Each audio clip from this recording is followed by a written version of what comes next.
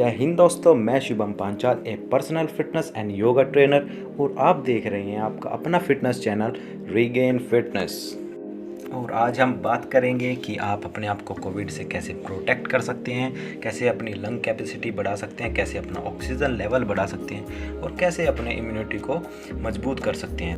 यह वीडियो सभी के लिए है जो भी अपने आप को कोविड से प्रोटेक्ट करना चाहता है या फिर वो कोविड पॉजिटिव है और जल्दी से जल्दी खुद को रिकवर करना चाहते हैं। चलिए जल्दी से बढ़ते हैं अपने टॉपिक की ओर। कोविड सबसे पहले हमारे इन्फेक्ट करता है लंग्स को, जो कि पूरा रेस्पिरेटरी सिस्टम को मतलब कि एक तरह से बैठा के रख देता है। आपके ऑक्सीजन लेवल कम हो जाती है, लंग कैपेसिटी कम हो जाती है, जिसकी वजह से आपको थकावट, बुखार और तरह की कुछ परेशानी हो सकती है। लंग्स में इन्फेक्शन की वजह से हमारे एल्वोलाई सही से काम नहीं कर पाते, वो ऑक्सीजन को सही तरह नहीं सोख पाते। दोस्तों आपको बता दूं कि एल्वोलाइज हमारे लंग्स में पाए जाते हैं। इन्हीं के द्वारा हमारी गैसों का एक्सचेंज होता है। जो हम ऑक्सीजन एब्जॉर्ब करते हैं और कार्बन डाइऑक्साइड छोड़ते हैं, वो हमारे एल्वोलाई के द्वारा ही संपन्न होता है। चलिए अब बात कर लेते हैं आप खुद को इन सब चीज़ों से कैसे बचा सकते हैं। और सबसे पहले बात करेंगे कि योगा और एक्सरसाइज कितना हेल्पफुल है कोविड से रिकवर होने में या कोविड अपनी बॉडी की इम्यूनिटी बनाने में। एक्सरसाइज और योगा और प्राणायाम को बहुत अच्छा माना गया है, क्योंकि वो आपके लंग कैपेसिटी को बढ़ाते हैं।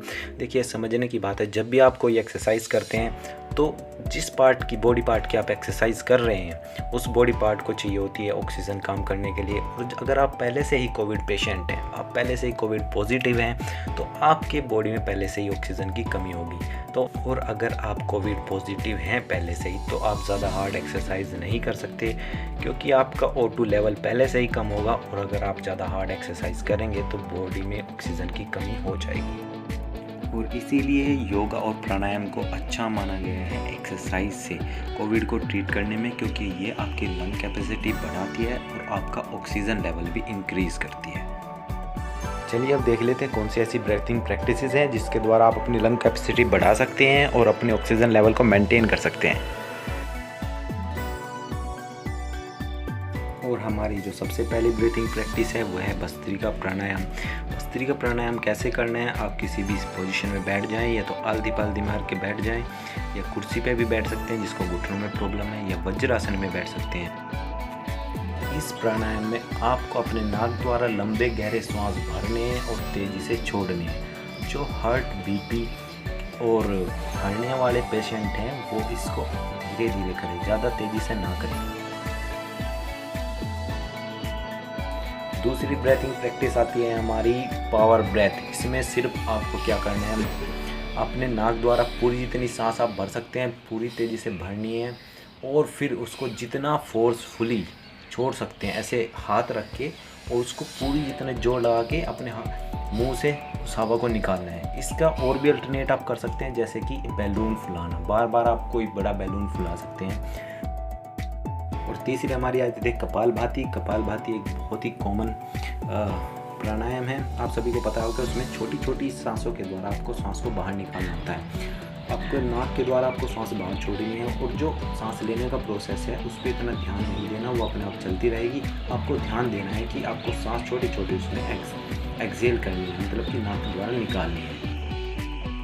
अब जो हमारी लास्ट की ब्रीथिंग प्रैक्टिस है वो है अनुलोम विलोम। अनुलोम विलोम आप सभी को पता होगा कि आप एक नाक को बंद करते हैं, दूसरे से श्वास भरते हैं, फिर जिस नाक से श्वास भरा है उसको बंद करके दूसरे से छोड़ देते हैं।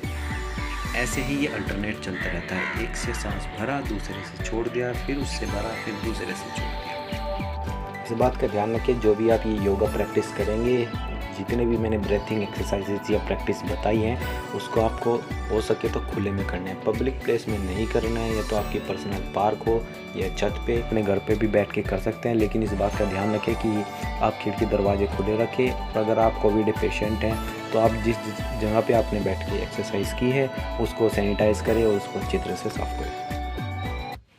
और भाप लेना भी एक बहुत अच्छा उपाय हो सकता है कोरोना ट्रीटमेंट के लिए, क्योंकि जैसे ही आप भाप लेते हैं वो आपके अंदर फेफड़े तक जाता है, आपके गले में कुछ भी प्रॉब्लम होती है उसको सही करता है, आपके जितने भी अंदर बैक्टीरिया उसको भी ख़त्म करता है। अब आप नॉर्मली भाप ले सकते हैं, लेकिन इस बात का ध्यान रखें कि वो ज़्यादा भाप तेज ना हो, आप उसके ज़्यादा क्लोज ना हो, मतलब एकदम से पास में ना हो, ताकि वो आपको अंदर से कोई नुकसान ना कर दे।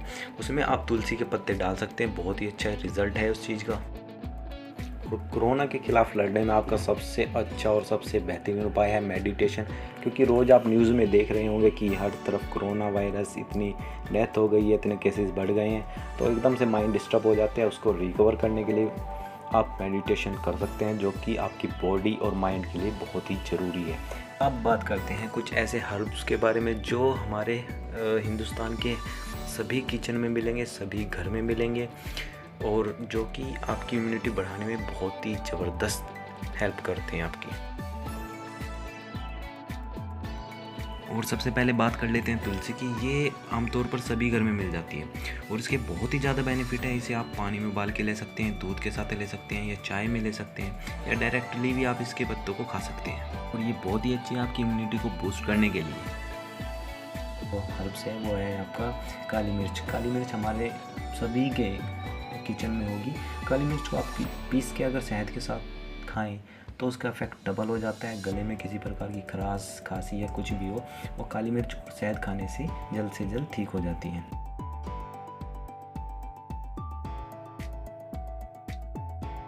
अब बात कर लेते हैं जो सबसे ज़्यादा इम्पोर्टेंट है और सबसे ज़्यादा इम्यूनिटी को बूस्ट करने में काम आता है, वो है गिलोय।